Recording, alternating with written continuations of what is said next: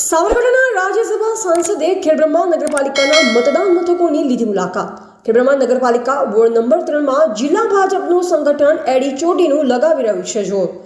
3 નંબરના ward number 3માં ત્રિપાખીઓ જંગ, ભાજપને અપક્ષ ઉમેદવાર આપી રહ્યો છે ટક્કર, દિગ્ગજ નેતાઓ એડી ચોટીનું લગાવી રહ્યા છે જોર।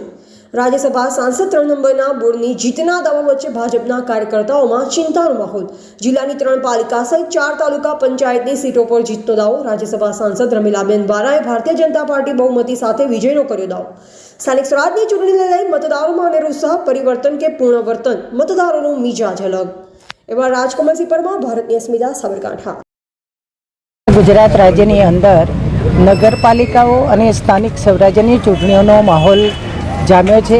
આજે મતદાનનો દિવસ છે, ત્યારે અમારા ખેડબ્રહ્મા મત વિસ્તારમાં અમારા નગરપાલિકાની 28 એટલે કે 7 વોર્ડની ચૂંટણીઓ થઈ રહી છે અને બીજી તાલુકા પંચાયતની ખાલી પડેલી 3 સીટો, વિજયનગર તાલુકાની 2 તાલુકા પંચાયતની સીટ અનુક્રમે ચીઠોડા, બાલેટા અને પોશીના તાલુકાના બિંછી ગામની 3 સીટો, આમ કુલ મિલા કે આ 28 સીટો અને 3 તાલુકા પંચાયતની ચૂંટણીઓનો આજે મતદાન છે। ત્યારે દેશની અંદર મળેલા પરિણામો, દિલ્હીની ચૂંટણી પછી આ તરત મતદાનનો દિવસ છે।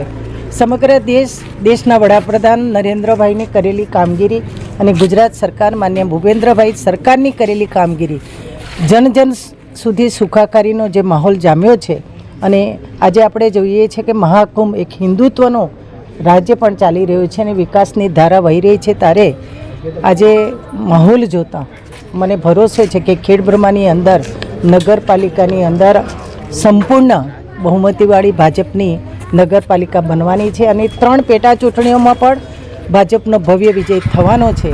ત્યારે આપના માધ્યમથી હું સૌ નગરજનોનો આભાર વ્યક્ત કરું છું। ધન્યવાદ।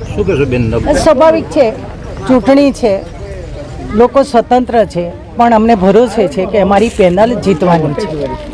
ખેડબ્રહ્મા નગરપાલિકા કોના હસ્તક જશે અને કેટલા વોટે જીતશે? અને વર્ષોથી ખેડબ્રહ્મા નગરપાલિકા ભાજપનો ભગવો લહેરાવો છે। આ વખતે પણ 28માંથી સંપૂર્ણ બહુમતીવાળી અમારી નગર બનવાની છે।